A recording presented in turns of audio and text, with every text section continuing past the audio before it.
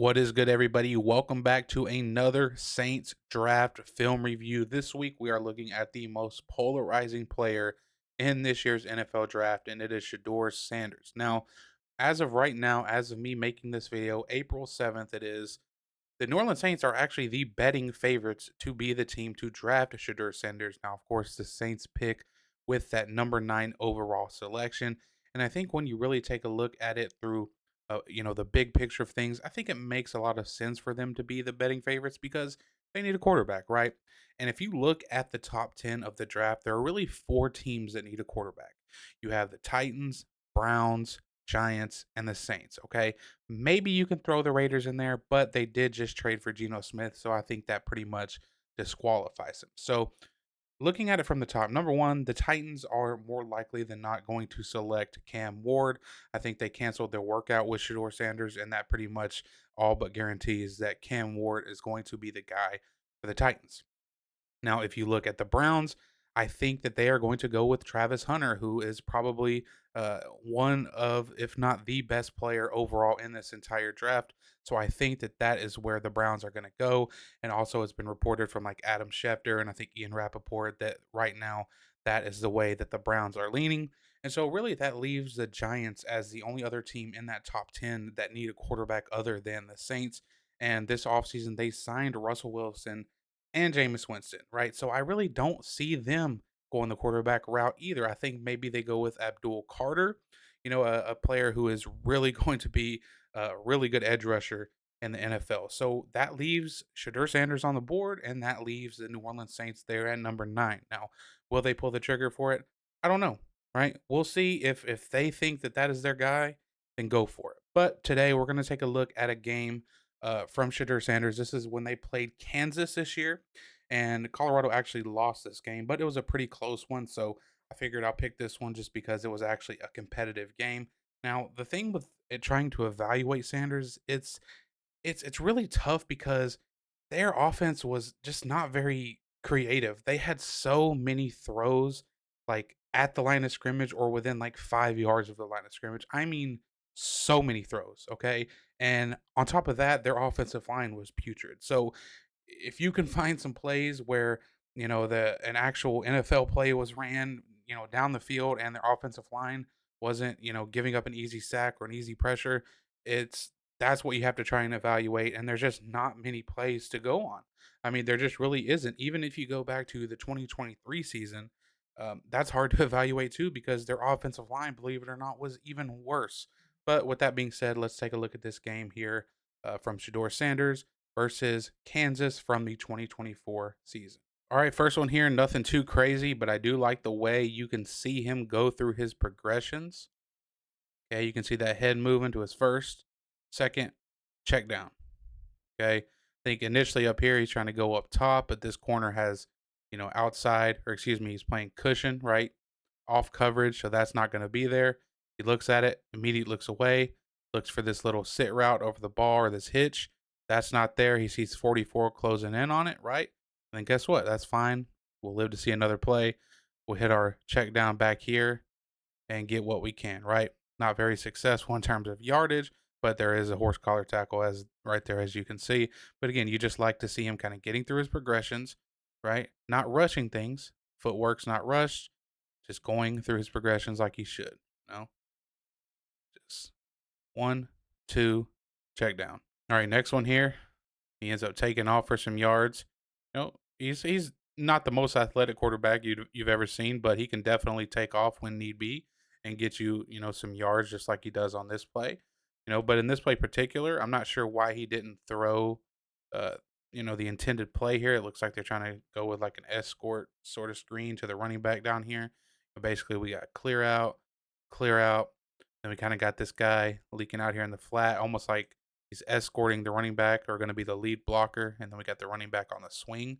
It was there. I'm not sure why we didn't go for it, right? Why we didn't throw this ball. So you can see the clear outs work. This guy's cleared out. This guy's cleared out. And we got this linebacker kind of buzzing over here. But you can see, if he throws us here, there's nobody for the running back, right? We got this lead blocker. We can make this throw out here. And we, could pick up a bunch of yards. But Instead, he pulls it down and runs, which is fine. Again, he ended up getting a fair amount of yards on the scramble, so you can't complain too much. But at the same time, you have to wonder, why we didn't pull the trigger on what the play was designed to be. But either way, hey, positive play, can't complain too much. Next play here, let's talk about some of his pocket manipulation, okay? This is something that I think he does really well. Sometimes he can get a little carried away from it and will run himself into some sacks, but he's really creative in the pocket. Here you can see, kind of dances around until he finds a completion. I think initially, if you look out here, he's trying to find this receiver down here, but he slips and falls. Okay, so let's watch it and see what happens. Wrong button, dummy. There we go. Okay, so you can see, boom, he's looking left, but he sees his receiver fall. Looks like he was maybe running a comeback or something. And then he kind of, you know, buys himself some time in the pocket, works it, and finds a completion. And normally I would hate to see, and you would hate any quarterback see themselves like go deeper into the pocket because you're just basically, gonna allow the defender to run around the edge and sack you, right? So at this point, you see him go backwards. Normally, you'd be like, "No, what are you doing?" Right? But in this case, I like it because he's manipulating what he sees or what he feels from the defensive line, right? So take a look at the left tackle here, the edge rusher over on the left side. You can see this edge rusher kind of stop right there and work his way back underneath, back inside, right? And Shedeur sees or feels that, okay? And then he just takes a couple more steps backwards, right? Resets the pocket essentially, right? This right side over here is locked up. Excellent job by that right tackle. But the way he's able to manipulate this defender over here on this left side is really good stuff. And when both of them edge rushers start rushing back outside again, guess what? Let's just step up and make a completion, right? Make a guy miss with your eyes downfield. I mean, this is really, really high level pocket maneuver here. I mean, again, we feel that defender coming back underneath inside. Guess what? Step back, reset the pocket, wave traffic to get open, wait for your receiver to get open, step back up in the pocket. Uh-oh, there's a defender. Don't worry. Take another step back and deliver a strike. That's really, really high level stuff right there from Shedeur Sanders in the pocket. All right, this one right here, again, another example of some elite pocket movement here, and also a really nice ball on this touchdown here, and really the perfect spot to do it. And, they're essentially Colorado is going to be running some verticals here. You got outside verticals, and then you got sort of this, inside receiver here running across, and then you're going to actually get a vertical from the running back out of the backfield who's going to end up catching the touchdown. And, you know, um, this safety up here at the top for Kansas really doesn't do that good of a job, but you can see like the reason I love this ball placement and where he throws this is because he kind of throws like this jump ball over the shoulder, right, where the running back catches it on top of the defender with his back turned. And I love it because if he were to throw this thing out in front of the running back, like out in here, then that would give this safety a little bit better chance to, come out here and, maybe intercept this ball or make a play on the ball. So I love the fact that he throws it kind of just up and, on the back of this defender with his back turned, right? And that's only the first part about this play I love. So I like the play design. I like the throw. I like the placement. But really, again, the pocket movement is what shines here the most. Okay. And we're going to watch this thing here from the end zone view to get a better look at it. So we got the play action there. We got the drop. We got immediate pressure. Okay. You could see him use that left hand to kind of navigate that, step up in the pocket. No problems. We got pressure from the right side, left side. Guess what? It don't matter. We step up, we maneuver the pocket, we work the pocket, and we make a perfect throw. Again, like immediate pressure. That is immediate pressure out of the drop. We navigate it. It's okay. We step up. We keep our eyes downfield. We don't panic, right? And we put it right on that defender's back. Running back makes an excellent catch, and we get the touchdown. Really good stuff. Now, on the flip side of the things, there are times when he tries to do way too much in terms of moving out of the pocket, moving around behind the line of scrimmage, and it gets himself into some trouble. And I think this is a really good example of it here, right? So we're gonna take the snap, get to our drop, right? Nothing seemingly open, or at least not what Shedeur is looking for. If I had to guess, I think he's looking for this receiver right here, but he gets absolutely held, interfered with, whatever you want to call it. and a flag isn't thrown to my knowledge. So I think once that happens, Shedeur kind of just lost track of what he was doing, it seems like. So you see right there, this receiver's held. Shedeur, it looks like he was looking for him. He looks backside. He needs to throw this check down, right? At this point, what you wanted isn't there. Throw the check down here or come back out here and throw this, right? Everything else is is covered, right? But instead we kind of just hold it, dance around way too long, and we just try to do too much, right? We're still running around looking for the big play, I think, and it just gets him into a trouble and he takes a sack from way back here, right? And again, it's just doing too much at this point when what you see happen, right there where your guy gets interfered with, you got to just come back to it and hit this check down or hit this swing over here and, live to see another play, right? So there are times where, because he is so good at it and manipulating the pocket at times that he tries to get away with a little bit too much, right? It's kind of, it reminds me of like a quarterback who has an insanely strong arm that tries to do a little too much with it sometimes and he ends up throwing an interception here and there, right? But in terms of his skill, it definitely outweighs the good plays outweigh the bad plays, if that makes sense, in terms of, what he likes to do in the pocket. All right, next play here, touchdown pass. Okay. With the pressure in his face. It's like one of the backside linebackers blitzing, comes through free. Right. I like this. I like what he decides to do with the ball. A lot of times quarterbacks get to this point here and they see one of the receivers wide open streaking down the sideline and they try to lead him a little bit too far, right?